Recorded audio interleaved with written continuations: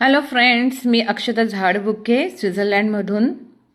तूप, खमंग तूप. खमंग तूप म्हणजे फक्त चव नाही तर आपल्या संस्कृतीची, आरोग्याची आणि प्रेमाची गोड आठवण आहे.